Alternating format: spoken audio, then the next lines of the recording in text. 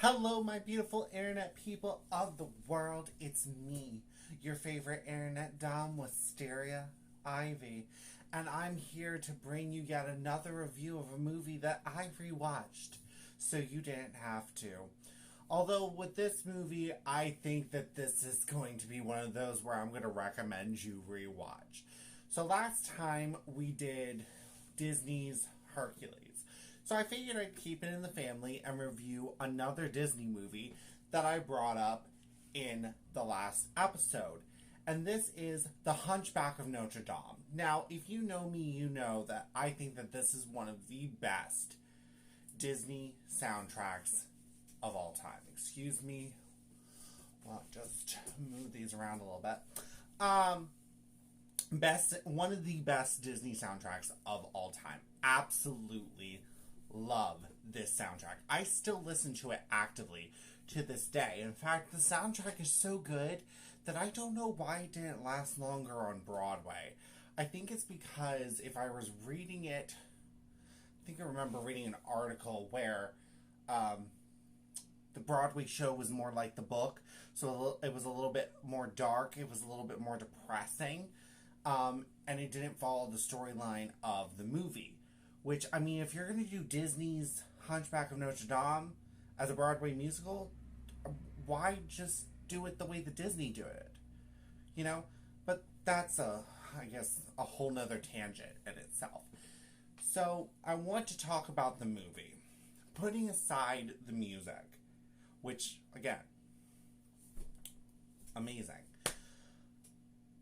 I wanted to watch the movie as a movie and try to set aside the music. So, basically, I was watching this movie and sat there and was like, okay, hold on, this thing is all weird in here.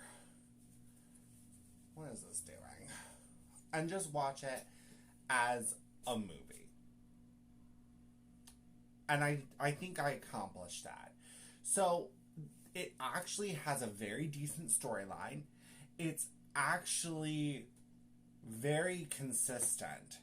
And it stays true to the story.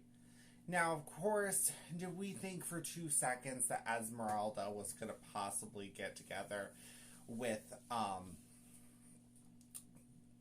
Quasimodo? I had to think of his name for a second. Why did I totally just blank on his name? No. Okay. Yes, she was sweet and she was kind to him, so that made him fall in love with her or whatever. But the fact of the matter is, at the end of the day, he's still a hunchback.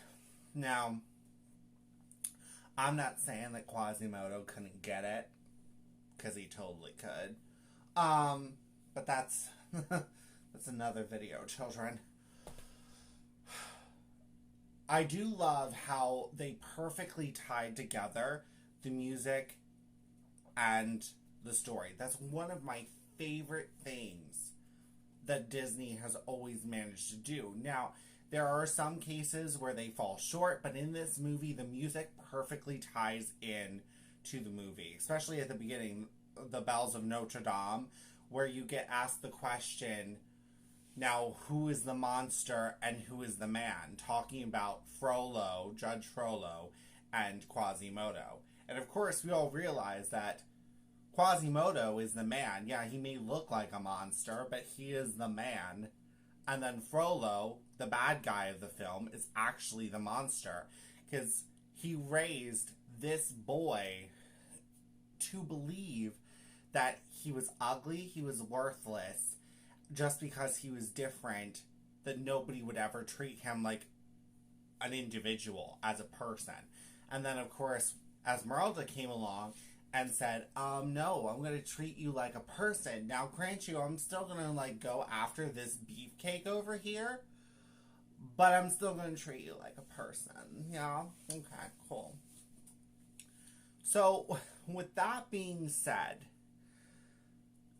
it's a really great movie.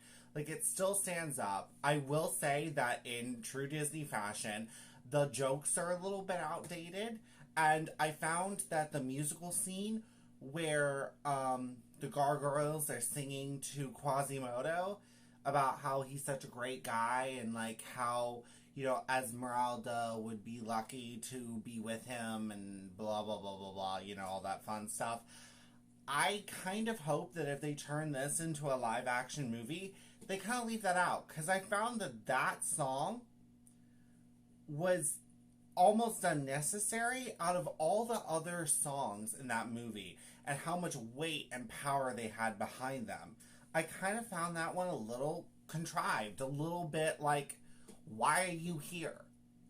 So, besides just to be a comedy break in the movie, because I do realize that without that, the movie would be a lot heavier, especially with songs like Hellfire and God Help the Outcasts and Heaven's Light, you know, all these like come to Jesus songs, so to speak. Now, I'm going to have to rate this movie a 7 out of 10. Just because, again, the jokes are outdated, and I did find that one of the songs is kind of unnecessary. It works for the animated film, but if they were to do a live action, I don't think it needs to be there. I think that if they were to do a live action, they should just be like, okay, we're going to put something else where this song would have been in this movie. So those are my opinions. Those are my thoughts. Those are my fantasies, Quasimodo. Thank you all for watching. Don't forget to like. Don't forget to subscribe. And be the good little subs I know you want to be. See you next time.